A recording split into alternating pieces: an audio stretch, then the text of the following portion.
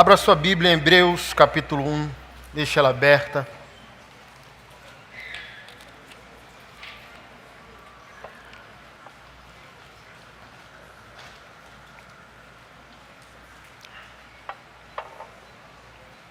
Hoje nós continuaremos a nossa série chamada Superior Aliança.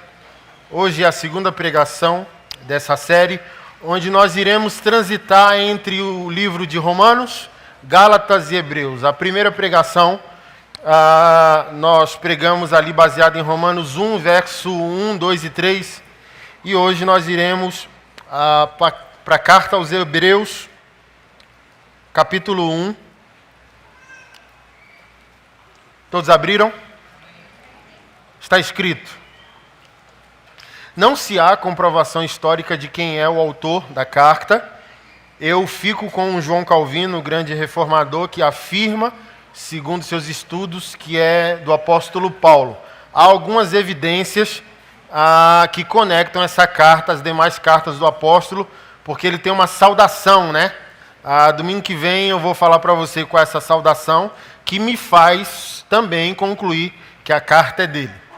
Então vamos sugerir que a carta é dele, tá bom? E o que nós queremos fazer com a exposição de conteúdos das três cartas? Provar para nós que não há uma controvérsia entre lei e graça.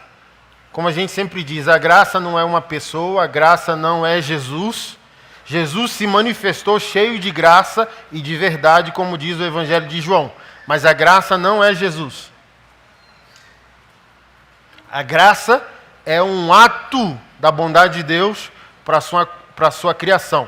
E hoje, nesse tempo de muita confusão teológica, a gente quer expor isso para trazer uma maturidade no povo de Deus, para que a gente também não coloque rivalidade entre Antigo e Novo Testamento.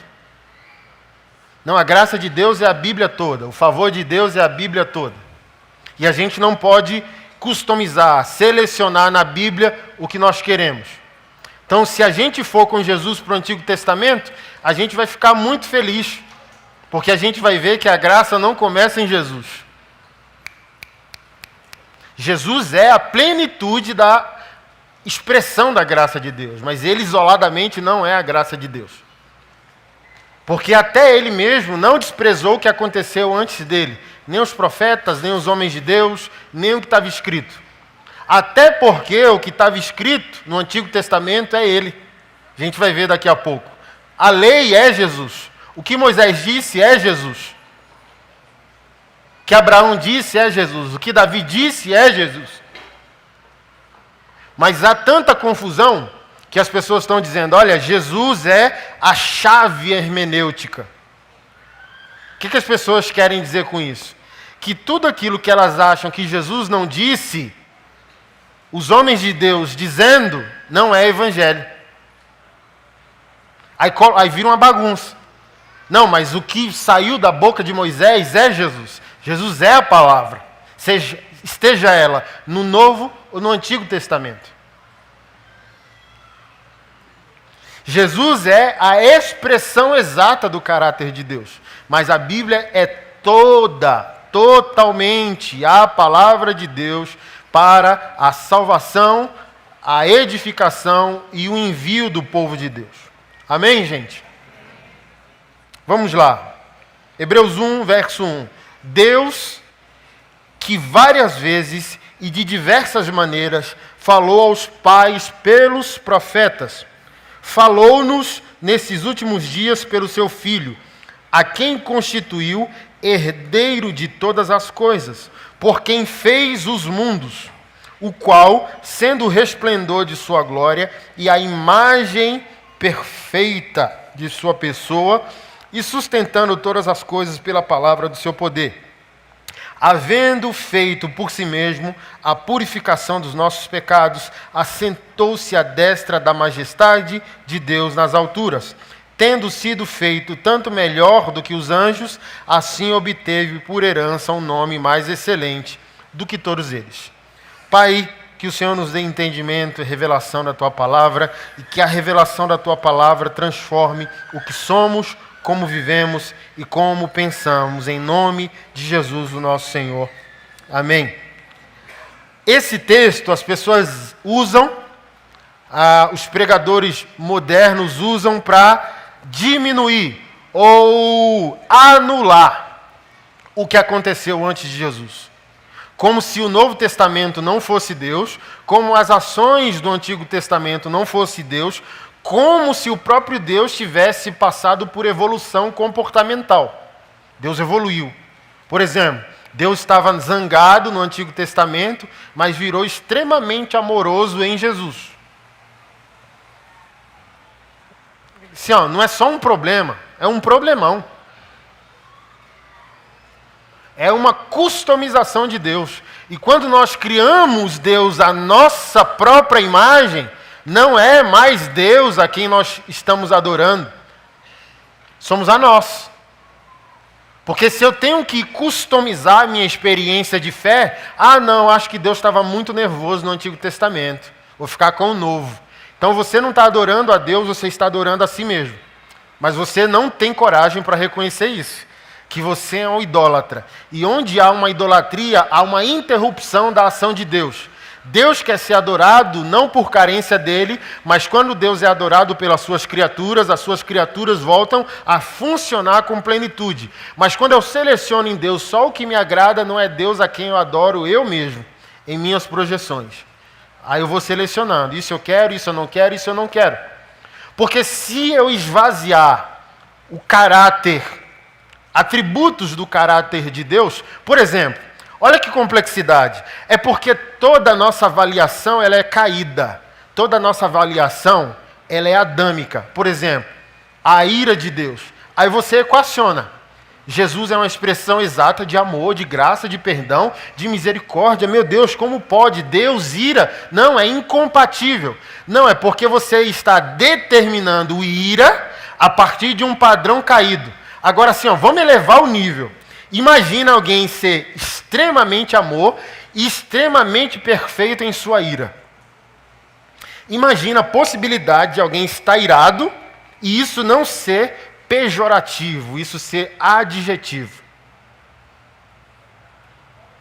Você consegue colocar o seu entendimento nesse nível de lugar? Assim, Deus tem ira, Deus vai julgar e Deus vai punir eternamente pessoas. Aí nesse raciocínio não cabe nem conjecturar que Deus abomina o pecado e não abomina o pecador. Porque no juízo eterno não é o pecado que vai ser punido, é o pecador. Está aqui? Amém. Olha como você não pode criar Deus à tua imagem. Assim, deixa eu customizar e criar Deus à minha projeção. Porque o pecado são os atos, e Deus não vai punir os atos eternamente, vai punir os atos e a pessoa que os cometeu, vai todo mundo assim,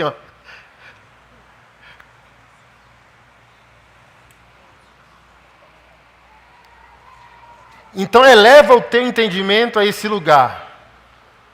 Ira em perfeição.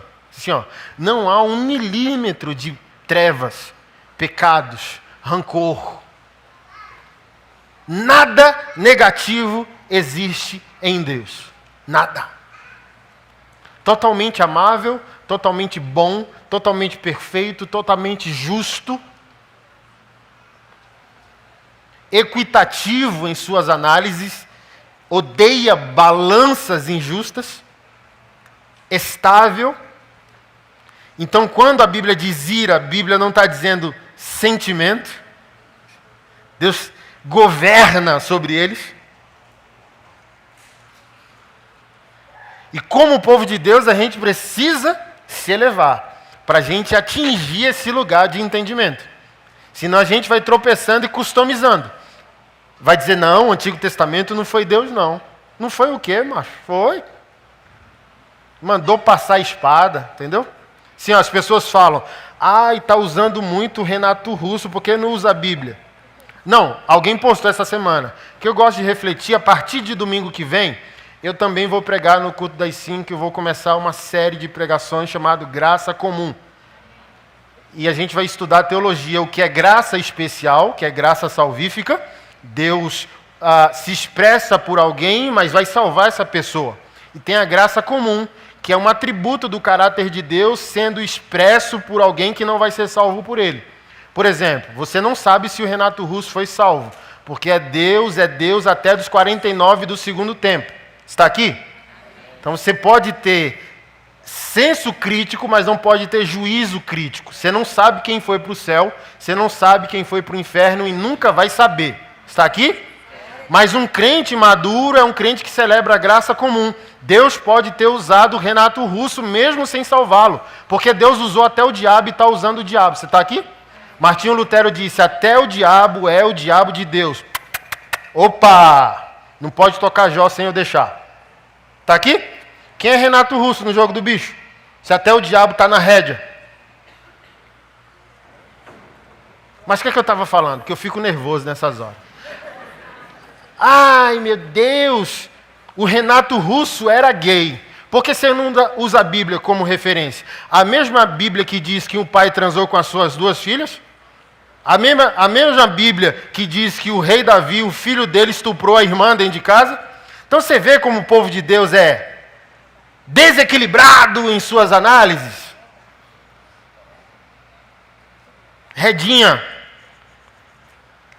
Não pode se inspirar num gay. Não, mas eu posso me inspirar em Davi, que traiu Deus, traiu a esposa e traiu o cara e matou ele.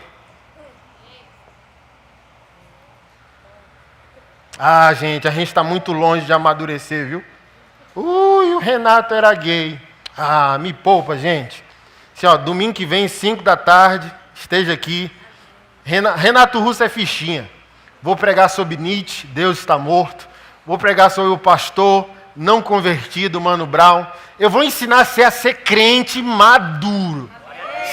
Se você quer ser crente focinheira, não recomendo congregar nessa igreja. Aqui, ou você amadurece ou você infarta.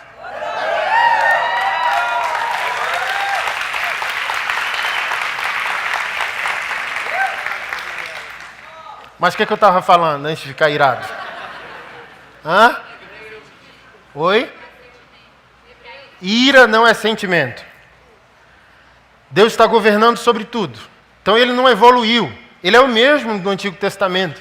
Falei domingo passado, a Bíblia diz que o Cordeiro foi imolado antes da fundação do mundo. Então Deus tem uma estratégia, Deus tem um plano, Deus tem uma timeline. Então a graça não começa em Jesus, a graça não é Jesus.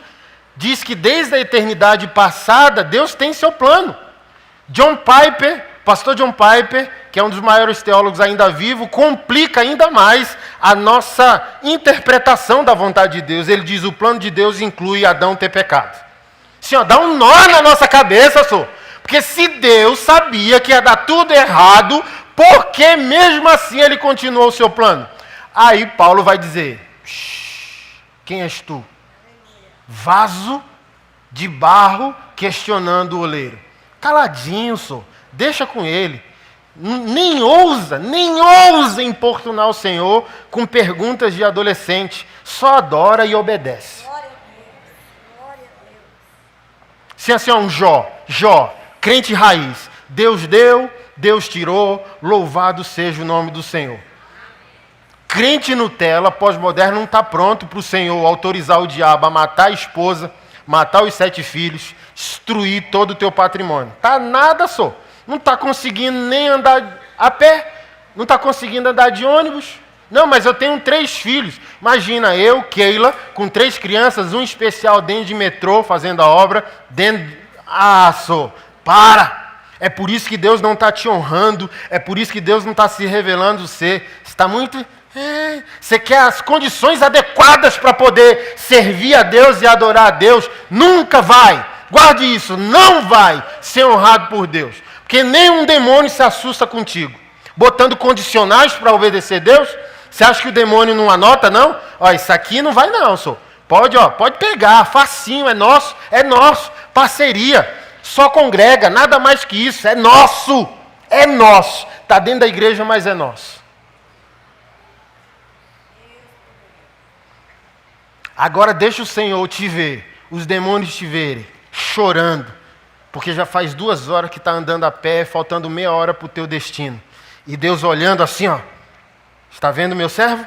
Imagina, irmão, Deus conversando com anjos e demônios, assim, ó, está vendo meu servo? Assim, ó, será que você tem a moral de Deus testemunhar o teu favor, como testemunhou Jó? Diabo, de onde tu vem? De rodear a terra. Tu viu meu servo Jó? Meu Deus.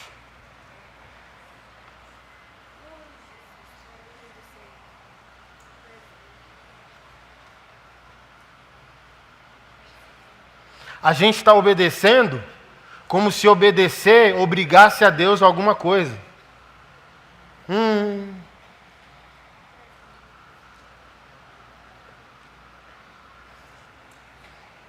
Onde que eu estava antes de ficar nervoso de novo? Estou precisando de café, já esfriou aqui. O que é que eu estava falando, gente? Você está meio assim, né? Ai, gente, me ajuda.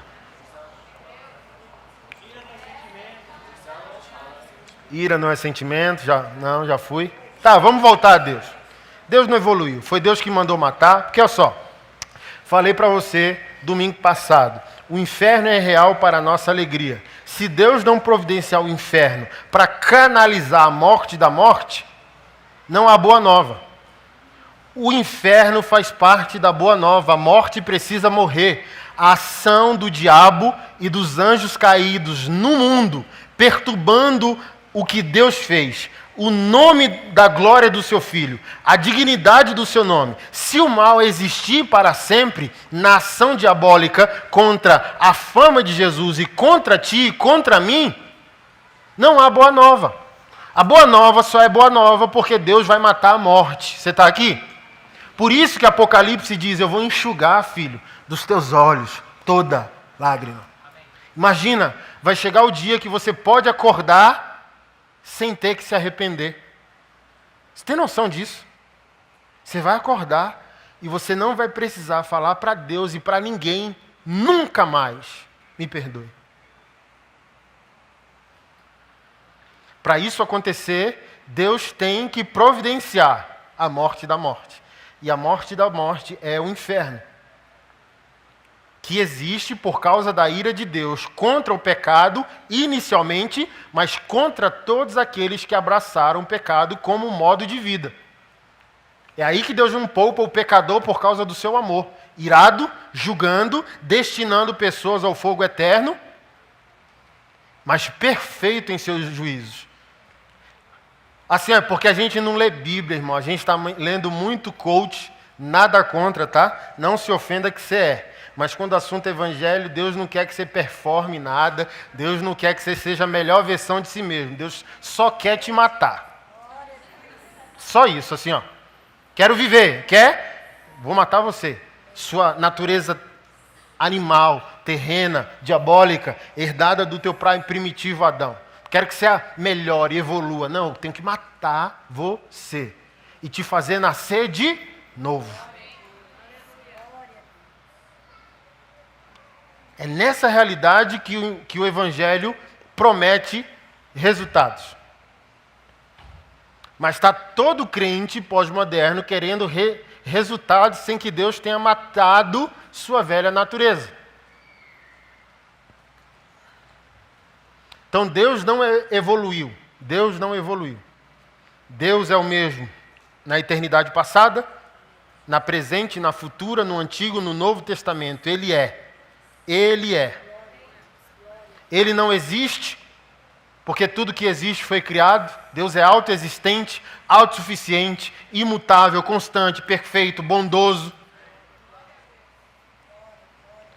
Por que ele fez o que fez no Antigo Testamento? Porque ele precisava preservar o DNA do seu povo.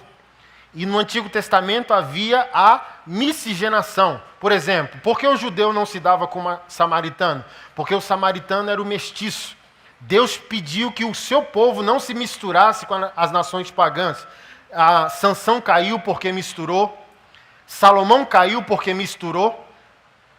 Diz que a queda, está escrito na Bíblia, que a queda de Salomão é porque o seu coração se emaranhou, se apaixonou por mulheres estrangeiras, mulheres estranhas, mulheres de outras nações que não tinham aliança com Deus. Então, quando Israel ia para uma guerra, Deus disse: passa a espada tudo que não sobre nada. Porque Deus estava preservando o quê? O DNA do remanescente, do seu povo. Jesus é a perfeita expressão do Pai? Sim. Aí ninguém precisa mais morrer, só nascer de novo. Mas na antiga aliança, Paulo diz que a lei era um aio. E a palavra aio no grego é pedagogo, o professor de uma criança. Então é como se Posso te pegar emprestado? Fica de pé. Ali é o destino. Jesus está ali e ali é o destino. A perfeição da vontade de Deus é Jesus. Você está aqui?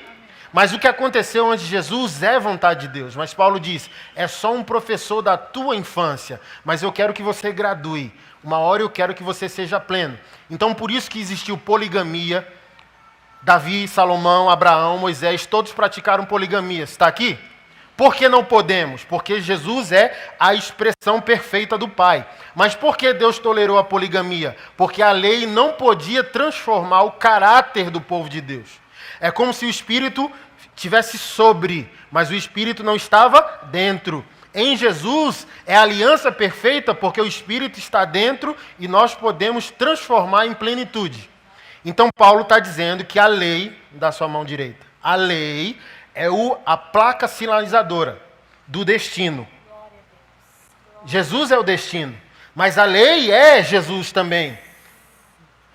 Na expressão da vontade do Pai. Obrigado. Dá para entender? Então Paulo diz que a lei e o Antigo Testamento é sombra. Sombra de quê? Do fato que é Jesus. Por isso que Jesus riu quando os homens falaram, essa mulher foi pega em flagrante adultério, Jesus manda matá-la. O que o Senhor sugere? Aí Jesus, eu acho que ele riu assim, aí agachou na areia. Eu já vi pregadores assim, eu falei, você se esforçou para falar uma bobeira dessa, hein? Que assim, você precisa depender do Espírito Santo, porque até Jesus dependeu do Espírito Santo. Jesus foi questionado, não soube o que falar, se agachou na areia, para assim, ô Senhor, me salva dessa. Não, acho que Jesus agachou de tão nervoso que ele ficou, assim, nossa, que bobeira, eles me perguntaram. Porque Jesus poderia ter respondido o seguinte, olha só, não somente sei o que responder, como o que ele disse sou eu. Eu sou o que ele escreveu, eu estava com ele, na mente, na mão, na inspiração, eu sou o que ele escreveu. Mas eu agora sou a exatidão do que ele falou. Porque eu não pedi a morte da mulher. Vocês que estão interpretando a partir do que é conveniente. Quem não tiver pecado, mate-a.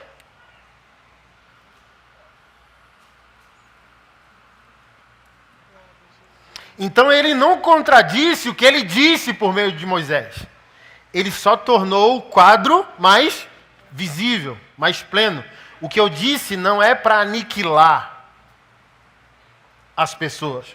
É para que as pessoas se enquadrem na minha vontade. Então a mulher está arrependida? Claro, saiu perdoada, redimida, plenificada. Você não tem? Mate ela. Então olha só, deixa eu ajudar você. Deus não passou por terapia. O que aconteceu no Antigo Testamento precisava acontecer. Irmão, se você estudar, todos os sacrifícios são sombras do perfeito.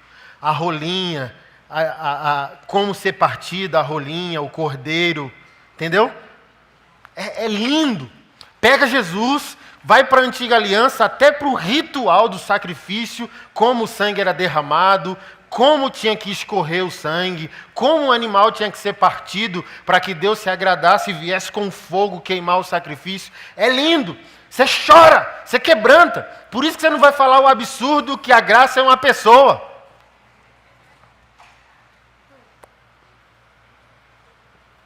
Que a graça começa em Jesus.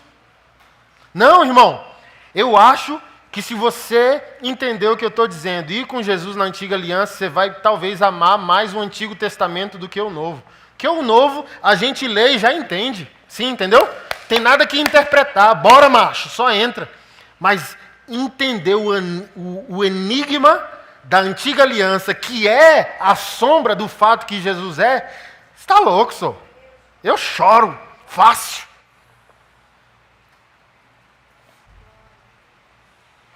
Olha o sacrifício de Isaac. Olha como é. 3 dias da casa dele até Moriá. Entendeu? O filho primogênito. O cordeiro a ser imolado. Deus é perfeito. Nosso problema é que a gente não lê Bíblia. Os anjos em Apocalipse, dever de casa, se assusta não. Apocalipse é uma das cartas mais lindas da Bíblia. Ela deveria ser o Gênesis. Acho que deveria trocar. Bota Apocalipse no lugar de Gênesis. Gênesis no lugar de Apocalipse. O Gênesis, o Éden só vai voltar para nós porque Deus vai celebrar o que está escrito em Apocalipse. Não pode haver resgate da origem se Deus não executar aquele tipo de final. A cada juízo de Deus manifesto na terra, sabe qual era a reação dos anjos? Porque os anjos estão vendo assim, ó, os atributos visíveis da glória de Deus, eles estão lá nesse exato momento. Por isso que a Bíblia diz que eles não param de entoar cânticos de louvores. Santo é o Senhor, santo é o Senhor. Por isso que os anciãos lançaram as coroas aos seus pés. A cada ato do juízo e da ira de Deus, sabe o que os anjos diziam? Maravilhosos são os teus caminhos e os teus juízos. Santo és, perfeito és. Eles ousaram afirmar assim, ó, eles merecem. Quando Deus começou a destruir alguns seres humanos, os anjos louvando ao Senhor, dizendo, eles merecem. Perfeitos são os teus juízos. Imagina. E são pessoas sendo atormentadas eternamente, os anjos dizendo, eles merecem. Tu és perfeito. Como não cabe na cabeça caída de Adão. Por isso que você tem que elevar o nível. Deus em ira é extremamente amoroso e perfeito. Mas em que lado da equação você está?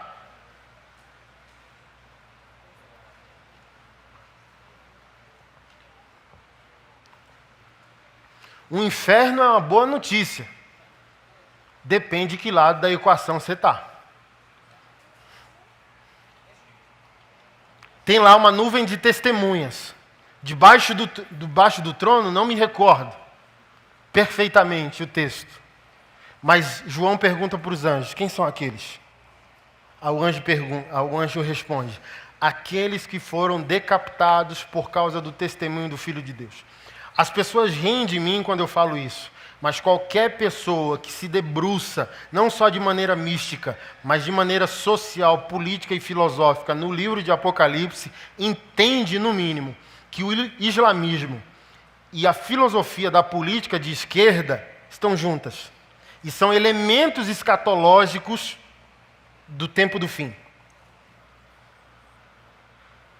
Por exemplo, quem as filosofias humanistas ateístas usam para perverter valores? Os artistas. Você está aqui? Estava conversando com um artista, uma irmã, daqui a pouco, e nós queremos usar vocês, porque isso são mecanismos de adoração ao Senhor. Se vocês não glorificam a Deus por meio das artes, o diabo assim vai fazer. Me apresenta um artista que seja conservador em seus valores e percepção de mundo. Bem difícil, sim ou não? A maioria crê e prega desconstrução. Está aqui? É um dos maiores prazeres do diabo. Lá em Apocalipse, quando a Babilônia cai, E a fumaça da grande cidade pegando fogo, e os mercadores, que eram aqueles que comercializavam os produtos da Babilônia, começam ali a chorar, dizendo: caiu a grande cidade. Olha o que está escrito lá em Apocalipse. Quando eu vi isso, eu chorei demais. Está escrito: nunca mais se verá em ti a obra do artista e nem o cântico do músico.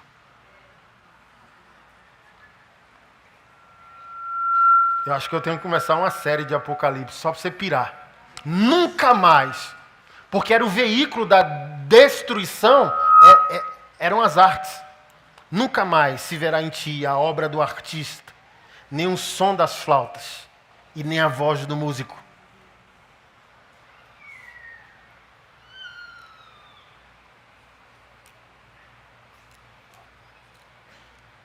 Mas voltando às testemunhas. Quem são aquelas testemunhas? Perguntou João. Aqueles que morreram por causa do testemunho do Filho de Deus. Já preguei isso aqui para vocês. As sunas. O islamismo tem o Alcorão, que é o livro sagrado revelado pelo Alá.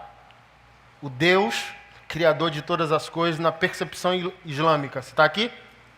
Mohammed, ou Maomé, é o profeta que recebeu a revelação de Alá. E paralelo ao Alcorão, existem as sunas, que é como se fosse uma interpretação bíblica, uma chave hermenêutica do Alcorão. Então, as sunas é como Maomé, ou Mohammed, interpretou o Alcorão. Nas sunas, existe uma fala de Mohammed dizendo: aquele que afirmar que Deus tem um filho precisa ser morto por decapitação. Então, quando um muçulmano radical decapita alguém, é no mínimo uma atitude de adoração àquilo que está escrito. Por isso que para ele não é uma barbárie, o infiel precisa morrer. E o trágico é que você não percebe o quão o islamismo já possui o mundo nas mãos. Empreendedores, donos de grandes estruturas sociais, faculdades, escolas, universidades, empresas. É assim, quando o Islã for autorizado por Deus a se erguer socialmente, você vai se assustar, porque eles vão se expressar como donos de quase tudo no mundo. E eu não estou falando isso para te assustar, estou falando isso para você adorar, porque está escrito. A multidão dos decapitados clamavam a Deus: até quando vai nos negar justiça? Está escrito em Apocalipse. Por isso que o inferno é uma boa notícia. Depende de que lado você está. Você está do lado certo, você clama ao seu Senhor dizendo: o Senhor disse, e nós sabemos que o Senhor vai praticar a sua justiça. Aí o Senhor disse: aguarde mais um pouco, porque se precisa cumprir o dia dos seus irmãos que precisam morrer, como vocês morreram. Então, como filosofia de esquerda, e aqui não vamos entrar no mérito de discussão nenhuma, tá? Porque não é a coisa em si, é o espírito das coisas. Com isso eu não estou dizendo que o outro lado, entendeu? É o lado de Deus. Não, o lado de Deus é a cruz. Deus não é nem de direita e nem de esquerda. Deus é da cruz. Está aqui? E existem perigos em todos os lados. Mas a desconstrução, assim, a direita possui a hipocrisia, dizem que são e não são. E a esquerda tem a desconstrução. Aí você decide o que você acha que é pior. Se fingir que é, ou desconstruir os valores, que inclui até a desconstrução dos valores da nossa fé. Então, às vezes, é pegar um que é bom de cada lado, politicamente falando. Mas há uma realidade escatológica. Como os dois trabalham juntos? Principalmente na Europa. Eu volto à Europa agora em maio. Acho que é a 4ª vez que vou lá. É real o que eu estou falando de você. A esquerda, na sua filosofia, desconstrói uma sociedade ao extremo. Tudo.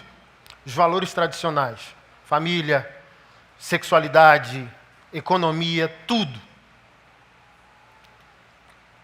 Quando essa sociedade reconhece que a desconstrução foi demasiadamente profunda, Aconteceu na Holanda, por exemplo. A Holanda, a droga é legalizada, você pode ir num café e no café escolher que tipo de maconha você quer, se a sul-americana, a africana, a europeia ou a norte-americana. Pedir um cappuccino e um base, um baseado. E tá lá, tranquilo. Saiu lá do seu café, onde você pode fumar a sua maconha em paz, você pode sair. Lá em Amsterdã também existe só um bairro onde a prostituição é legalizada e o prostituto ou a prostituta está na vitrine. Não, eu quero rosa, quero branco, quero azul, quero de 2 metros, de meio metro. Acabou. Irmão, conversei com um amigo que foi a Amsterdã, um dono de padaria falou para ele chorando: nós nos arrependemos amargamente no dia que nós aprovamos isso. A Amsterdã virou o lixo do mundo. Tudo que é lunático vem para cá. Todos os dias, a Amsterdã acorda com um novo cadáver no rio. Então, por que o Islã é um sucesso na Europa? Porque a Europa, elitista, intelectual, progrediu muito na desconstrução. A criança é do Estado e o velho também.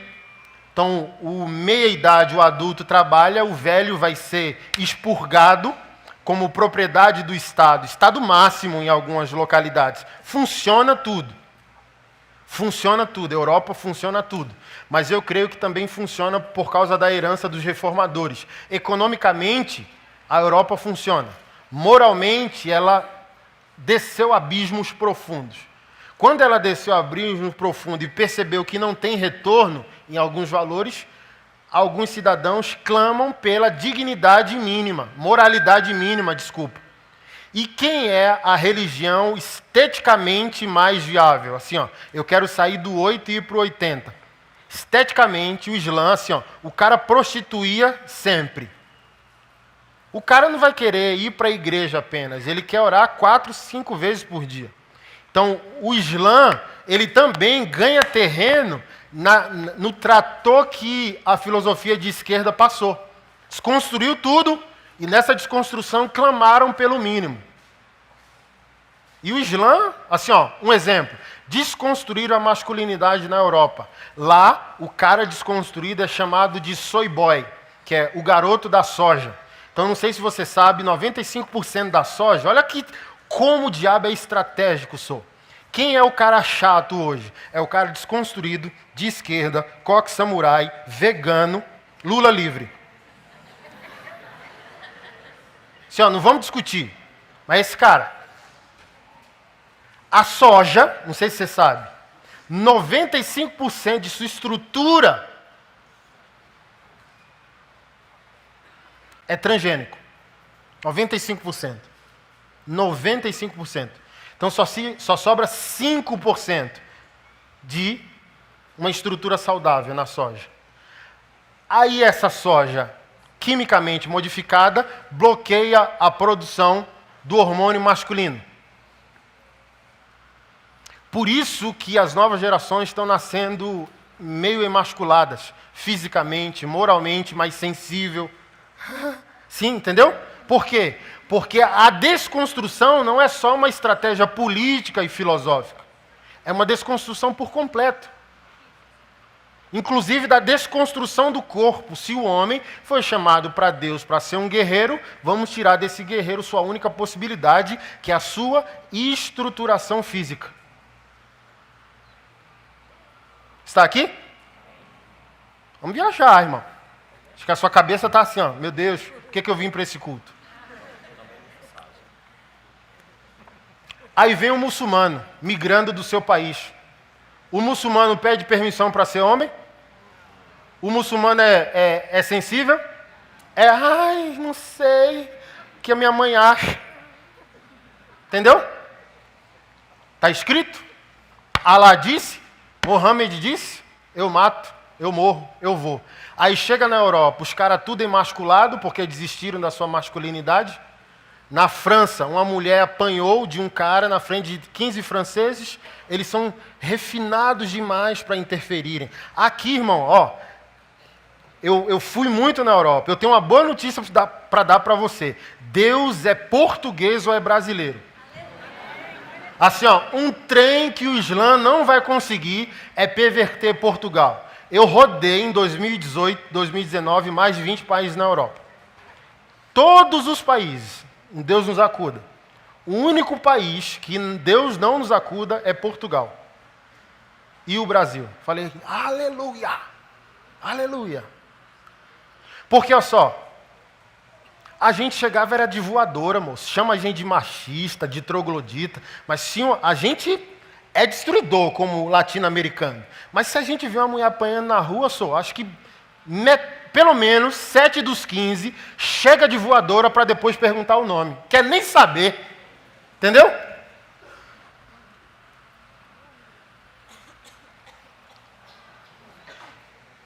A taxa de natalidade do francês hoje na França é de 1,3. A taxa de natalidade no muçulmano dentro da França é de 9,3. Mesmo que o francês ou o europeu queira parar o Islã por meio da concepção de crianças, não tem como. As pesquisas sociológicas provam que em menos de 30 anos a Europa será considerada continente islâmico. Só por causa do exercício de masculinidade. Meu Deus, era para eu pegar Hebreus 1, né?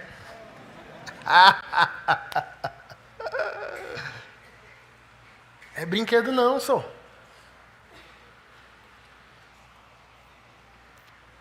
E a gente está aqui relativizando os valores de Deus. Mas o que eu estava querendo dizer com tudo isso? Deus não evoluiu, irmão. Deus é o mesmo. É você que tem que clamar a Ele para entender os seus propósitos. Nem os anjos ousaram dizendo, perfeitos são os teus caminhos. E Deus só estava julgando e lançando na terra as pragas descritas em Apocalipse. E os anjos diziam, perfeitos são os teus caminhos. Perfeitos são os teus caminhos. Os meus pensamentos são mais altos que os vossos pensamentos.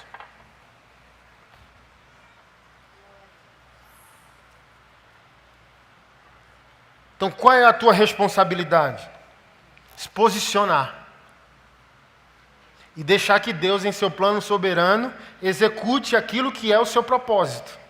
Execute aquilo que está no seu coração. Deus, que várias vezes e de diversas maneiras falou aos pais pelos profetas. Isso não quer dizer que o que os profetas disseram não é vontade de Deus e não é o Logos. O que diz João 1? Deixa eu ler para você. Não precisa abrir. Como seu pastor, eu quero facilitar a sua vida. Jesus é a palavra de Deus, sim ou não? Palavra com P maiúsculo. No grego é a palavra Logos. Então, está escrito em João 1:1. No princípio, ele era o Logos, ou a palavra. E o Logos estava com Deus, e o Logo era Deus. Ele estava no princípio com Deus, todas ou algumas. Mas parece que para alguns de nós é algumas.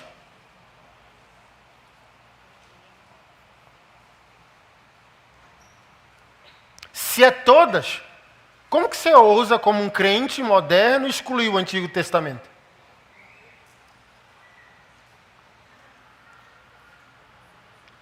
Porque o Salmo tu quer. Senhor é meu pastor e nada me faltará. Trazei todos os dias uma casa do tesouro, não quer.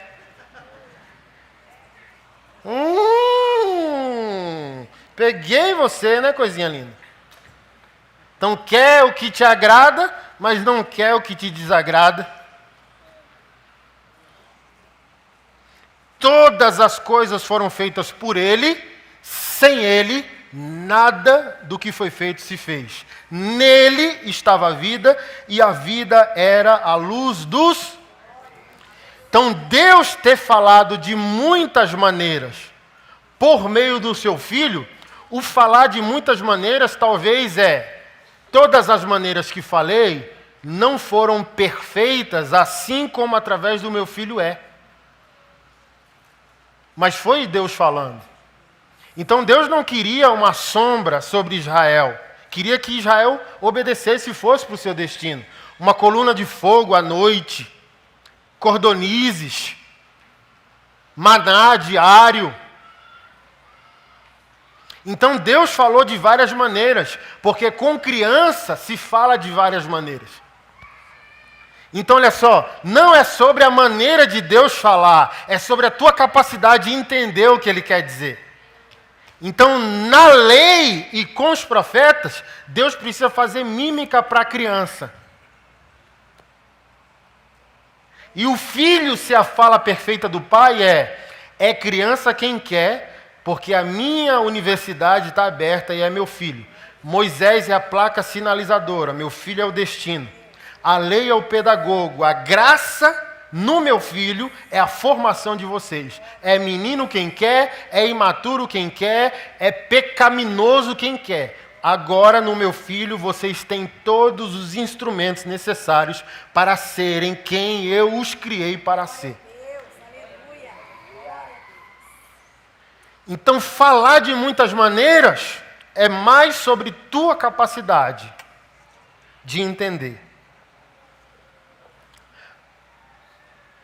Nesses últimos dias, nos falou pelo Filho, a quem constituiu o herdeiro de todas as coisas e por meio de quem fez o universo. Então, em Cristo, não tem mais infantilidade, só para quem quer ou para quem não nasceu de novo.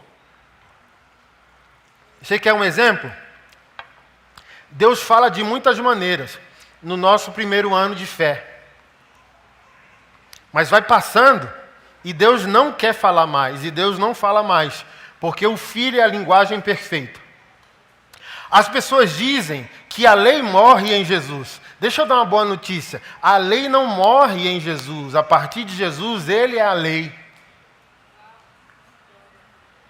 Então as pessoas acham que Jesus é o grito de alforria que elas dão a Deus. Jesus, em sua graça, me tornou livre de Deus. Conversa. Em Jesus eu sou mais habilitado a ser escravo do meu Pai. Sou livre, paradoxalmente aceito ser seu escravo em plenitude, porque entendi. Então olha, na lei ou no primeiro ano de fé, ainda vale assim, Deus, se chover és tu, se não chover não é. Se tiver de vermelho é do Senhor, se tiver de amarelo é do diabo.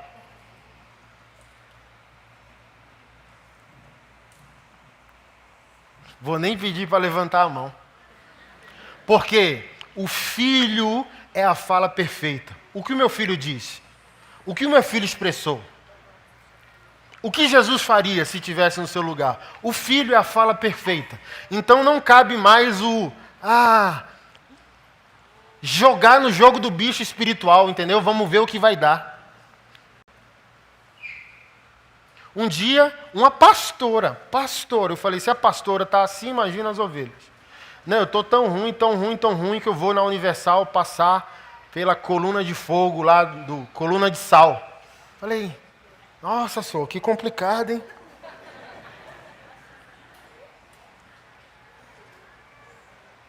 Que deixa eu falar um negócio. A corrente dos 318 funciona para menino. Mas tu já tem 5, 10 anos de fé. Dá para viver de maneira madura. Assim, é o hospital dos desesperados. Funciona. O voto, o desafio, a campanha, os 21 dias, funciona para a criança. É aquela história que eu conto do shopping. Se você vê meu filho Tiago, de 5 anos, esperneando, você vai dizer o quê? É uma criança. Mas se você vê um cara como eu, com 40 anos, com a cara tatuada, jogado no chão do shopping, dizendo, eu quero, você vai dar umas bicudas em mim ou chamar a polícia. Por quê? Você sabe que eu tenho capacidade de reagir de maneira diferente. Eu não posso ter 22 anos de fé, 40 anos de idade, ser um pastor, pai de 3 filhos, casado, fingindo que eu não sei o que sei. Fingindo que eu não desconfio que Deus já falou para mim o que eu tenho que fazer. Eu não sei. Claro que sabe, está escrito. E a fala do filho é a fala perfeita? É assim, Deus me para porque no teu filho eu já sei o que eu tenho que fazer. É assim que gente madura de Deus faz. Deus, eu estou indo. Se não for, me para. Mas eu estou indo porque já está escrito. Gente madura não anda porque acha, não anda porque concorda ou discorda. Anda por aquilo que está escrito. Está escrito. Como que Jesus reagiu ao diabo? Com emoção? Eu acho. O que ele fez com o diabo? Só isso. Está escrito. Está escrito. Está escrito. Está escrito. Está escrito. Está escrito. Está escrito. Está escrito. Está escrito. Está escrito.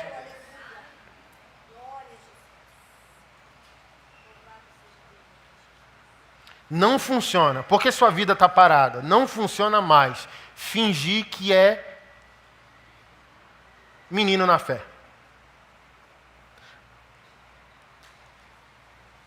Por isso que não funciona. Que Deus fala, você já tem capacidade de fazer diferente. Assim, ó. Não, já preguei isso domingo retrasado. Não adianta fazer o sacrifício para ter de volta o que perdeu por desobediência. Assim, ó, vou fazer a campanha da água para ver se minhas finanças mudam. Não muda nada, só vai gastar água, só vai, entendeu? Volta às primeiras obras, volta a obedecer. O que perdeu por causa de desobediência, não vai ganhar por um suposto sacrifício. Está escrito que você tem que fazer, e quando você amadurece, você não precisa ser convencido, você sabe o que você tem que fazer. Então, você quer um exemplo? Se você já é um crente com anos de fé, não adianta fazer campanha, pedir a Deus para mudar as finanças. Princípios bíblicos e espirituais que vai fazer a vida financeira de qualquer pessoa funcionar. Honra teu pai e a tua mãe é o primeiro mandamento com promessa. Primeiro ponto. Assim, ó, pode ser o melhor dizimista do mundo, honra teu pai e tua mãe, não vai acontecer, só está gastando dinheiro.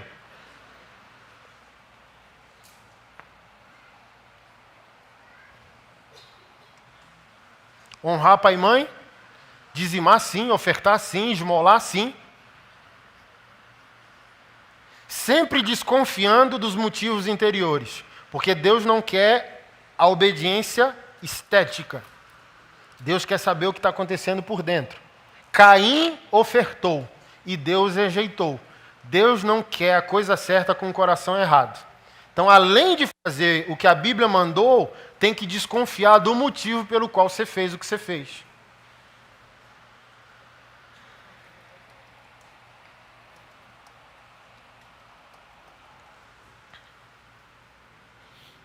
Deus não lava dinheiro, principalmente aqui para os empresários, não lava.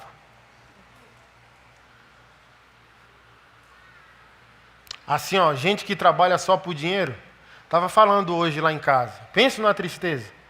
Construímos nossa casa, reformamos, raramente contratamos um profissional que trabalhou naquilo que a Bíblia vai chamar de excelência. Assim, ó, quero fazer o mais rápido possível, ter o meu dinheiro, se vai ser uma bomba relógio, daqui 1 mês, 2, 3 meses para o cliente, pouco importa. Aí você é crente, você está trabalhando assim. A Bíblia diz o quê? Trabalhai não para agradar a homens quando são vistos, mas trabalhai como se fosse ao Senhor. Se você estivesse fazendo um trabalho que Jesus mandou você fazer, como que você faria? É assim que você tem que ser contador, é assim que você tem que ser pedreiro, é assim que você tem que ser motorista de Uber, é assim que você tem que ser pastor, é assim que você tem que fazer tudo na sua vida. Como se aquilo que você estivesse fazendo, você estivesse atendendo Jesus. Aí não prospera. Porque, olha só, um cliente feliz fala para 10. Um cliente triste fala para 30. Aí você só fez uma vez. Aí está perguntando, Deus, por que eu estou com um serviço? Porque não fez bem o primeiro. E porque não fez bem o primeiro, nem o ser humano, nem Deus promoveu o teu nome. Então só quer o dinheiro porque está desesperado para pagar o boleto agora, não vai pagar o segundo e nem o terceiro. Porque com Deus não se brinca. O homem planta o que colhe. Acabou.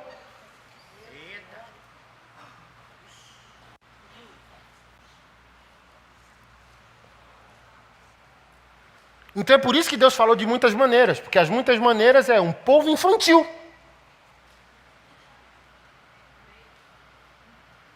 Que agora não tem mais desculpa de ser, porque nos últimos dias fala exatamente pelo Filho. Então vamos fazer um dever de casa, compromisso com os 4 ou os 5 evangelhos, incluindo Atos dos Apóstolos. Olha Jesus nos 4 e olha os apóstolos no 5º evangelho. Atos é considerado por alguns teólogos o quinto evangelho. Como Jesus viveu, como seus primeiros discípulos viveram. Como?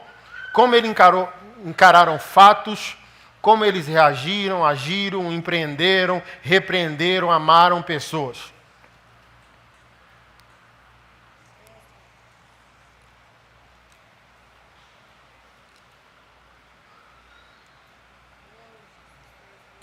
Jesus é o esplendor da glória de Deus e a imagem perfeita da sua pessoa, sustentando todas as coisas pelo poder da palavra do seu poder. Então, aquilo que eu falo para vocês é muito sério. Pode não ser vosso inimigo o diabo. Tem situações que Deus se porta como nosso inimigo, porque a palavra está dizendo que Ele sustenta todas as coisas pelo seu divino poder. Então, tem situações, irmão, que não é oposição maligna, pelo contrário, é oposição divina. Aquilo que eu preguei a vocês há 4 domingos atrás, beije o filho, para que o pai não se ire. Porque se todas as coisas estão sendo sustentadas por ele, ele está julgando que você ainda não está no tempo de receber o que pedes. E aquilo que é seu pode estar trancado por ele, dizendo, não tem, cara, eu te amo. Se eu te dar agora o que tu pede, eu te faço mais mal do que bem.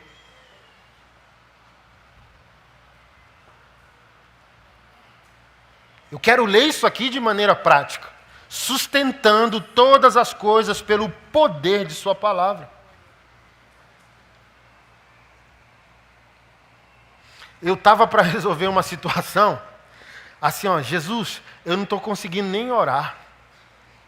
Não estou conseguindo orar, não estou conseguindo nem adorar. Acordei assim, ó, mal. Meu Deus, eu tenho que tomar uma decisão séria, uma decisão viril, uma decisão que eu tenho que falar o que não quero falar. Assim, ó. Ai, meu Deus, me livra. Aí o Espírito Santo ministrou ao meu coração. Até não orar e não adorar são decisões nossas. Você é um cara quebrantado de coração. Se você orar um pouquinho e adorar um pouquinho, você não vai fazer o que nós queremos que você faça. Assim, ó, a gente quer você bicho louco. Se você orar meia hora, você quebranta o seu coração e enche o seu coração de amor. E quem disse que eu quero o teu coração cheio de amor nessa situação? Eu quero tu bichão louco para chegar de voador e derrubar a porta. Se você estiver cheio de amor, você não quer. Eu quero ser cheio de ira. Então, até não orar é a gente travando seu espírito e a sua capacidade de orar. Você fica louco assim, ó. Meu Deus, acho que não é Deus falando comigo, é o diabo.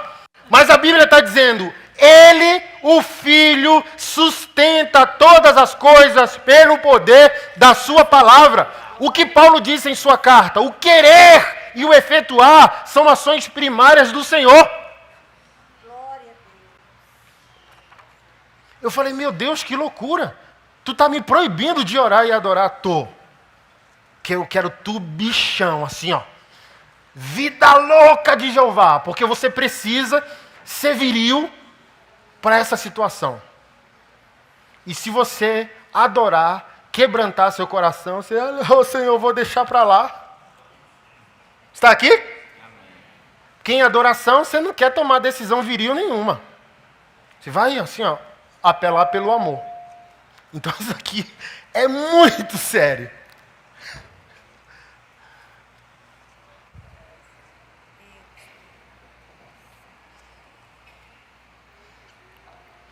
Havendo feito por si mesmo a purificação dos nossos pecados, assentou-se à destra da majestade nas alturas, e por aqui eu encerro. Querido, se lançar aos braços soberanos do Senhor, quer você concorde, quer não, é no mínimo te dar certeza que teu passado, teu presente, teu futuro estão contabilizados na graça dele. Olha, o apóstolo Paulo disse, ele fez a purificação dos vossos pecados. Então, que tal questionar menos os desígnios do Senhor? Quer aquilo nos agrade, quer aquilo nos desagrade. Simplesmente adorá-lo e agradecê-lo, porque não há culpa mais, não há débito mais. Pouco importa se a SEB foi paga, se vai ter carne amanhã ou ovo.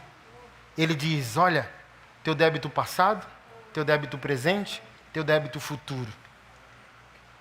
Só se entrega às mãos soberanas do Senhor. Os pensamentos dele mais altos que o vosso. A vontade dele mais perfeita que a tua.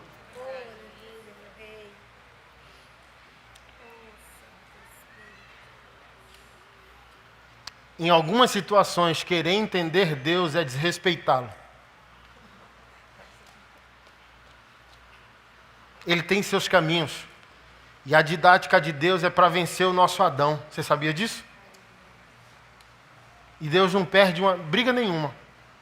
E às vezes resistir ele é só aumentar o nosso tempo de deserto. O filho foi obediente em 40 dias de deserto. Entrou de uma maneira e saiu habilitado a exercer o seu ministério terreno. Por isso que aqui em Hebreus diz, ele aprendeu pelo que sofreu. 40 dias de deserto. Quanto mais você resiste, mais o seu deserto é esticado. Por exemplo, alguns estudiosos dizem que 30, 40 dias eram suficientes para o deserto. E 40 anos não é só resistência de Israel, é soberania de Deus. Não vai ser 40 dias, vão ser 40 anos, porque o que eu tenho a ensinar para um povo rebelde não se resolve em um mês. É tão provável que não sobrou quase nenhum. A Bíblia diz que todos morreram quase no deserto. Então tem escolas de sofrimento de Deus que são cooperadoras de nossa salvação. Sem aquele sofrimento, postei hoje na minha rede social, gente, sofrimentos humanos são testes de eternidade também. Assim, ó, não é que o mérito vai nos salvar, mas é uma escola, assim, tu está habilitado mesmo?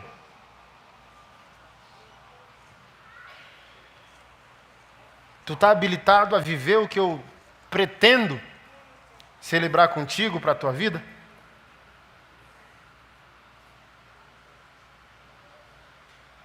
Deixa eu encerrar perguntando isso. Você serviria a Deus sem bônus? Só com ônus? Não responda. Não responda, só pense. Não tem bônus, só ônus. Deixa eu devanear minhas heresias pessoais, tá bom? Se céu e inferno não forem geográficos, forem somente presença e ausência dele. Se hoje eu falasse para você que não existe inferno, que você está livre de Deus. Assim, ó, que você pode ir para um céu com todos os deleites que a Bíblia promete, mas Jesus não estará lá.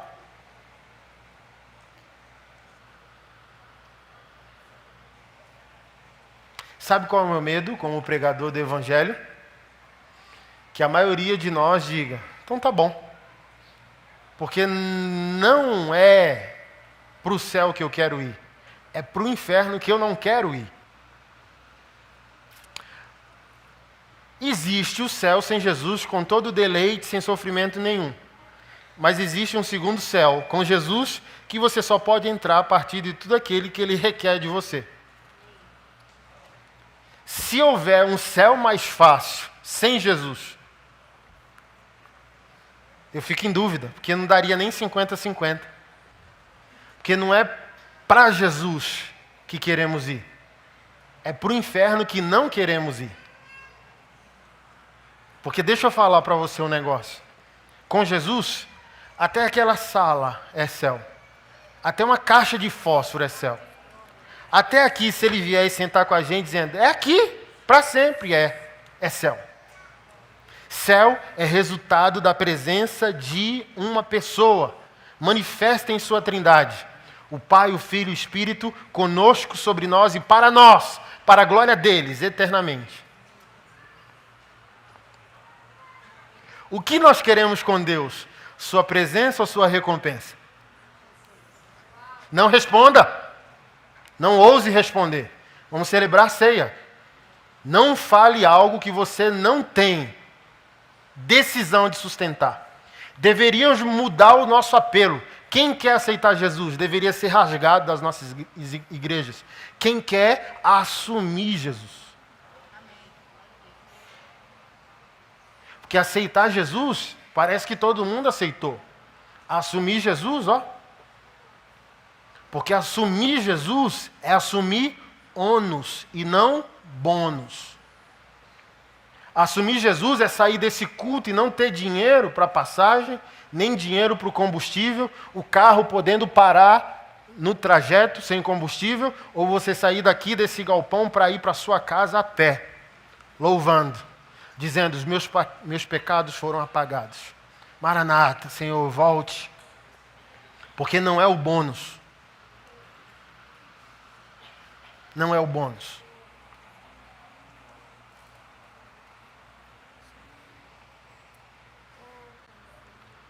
Você quer a presença ou a recompensa?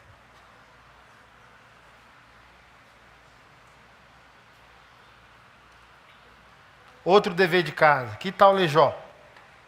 Só para aprender a aceitar o sofrimento em silêncio. O que aquele cara fez? O Senhor disse: ele é justo. O cara não fez nada, irmão. E Deus decidiu aprontar com o cara, assim, ó.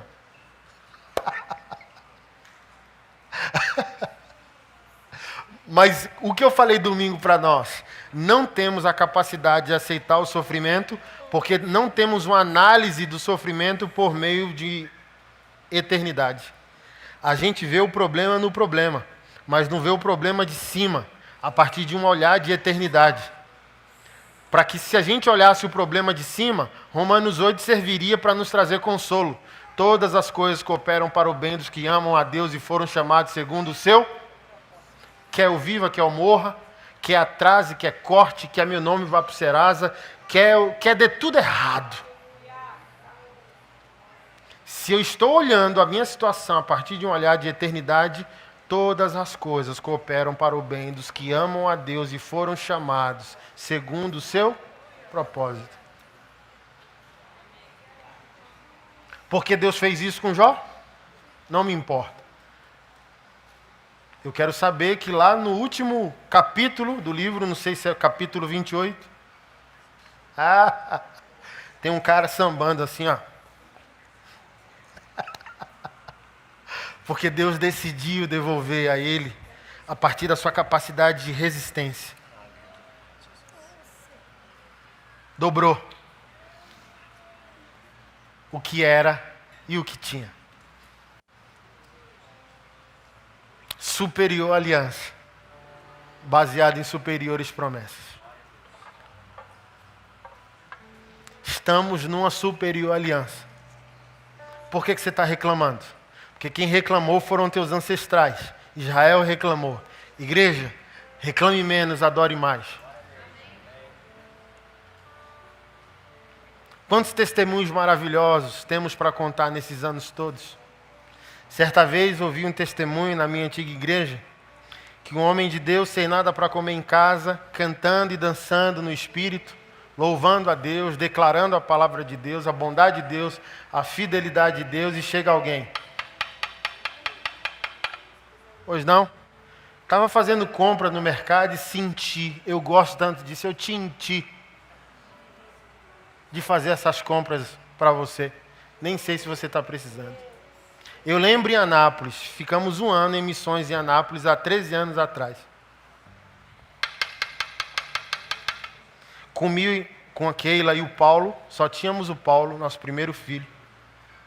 Comemos o último pacote de bolacha creme crack, biscoito creme crack. Não tem mais nada aquele. E eu lembro que eu fui, Keila dormiu, levantei, uma foto trash nossa, assim, ó. Keila bem magra, né, depois do parto. E eu levantei. Irmão, quem quer, cria. Quem não quer, dá uma desculpa. Sem dinheiro nem para comer, mas toda vez que eu tinha R$1, 2 sobrando, para onde você está indo, amor? Ela dizia, vou na Lan House.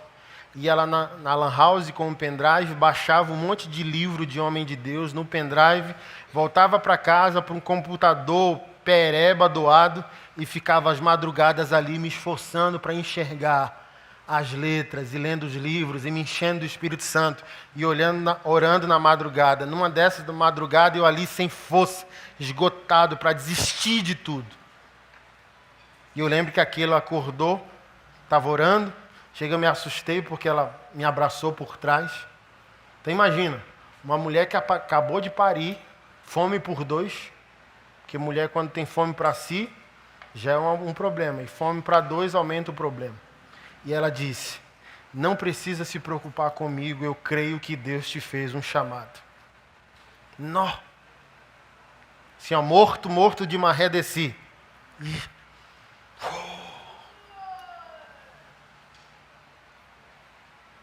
Se os demônios, não vou falar nem de Deus, se os demônios não te verem infidelidade no teu dia mal, eles mesmos vão lutar para que o teu futuro não seja possível. Porque eles vão dizer para Deus, nós temos autoridade sobre ele. Ele não te louva, ele não é teu. Olha o que ele faz em momentos de crise. Olha o que ele faz em momentos de desespero. Ele é nosso.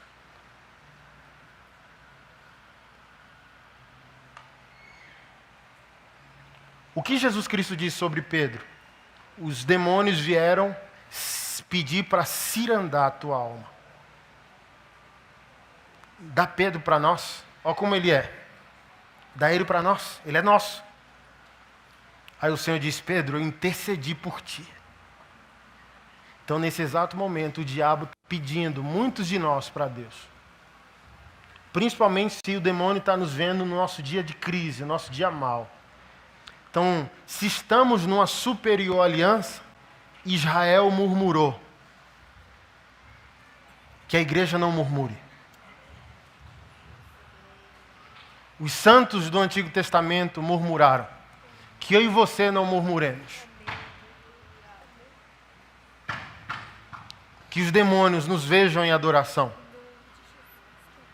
Esquece um pouco Deus. Deixa os demônios te assistirem em adoração. Assim, ó. Não tem como pegarmos.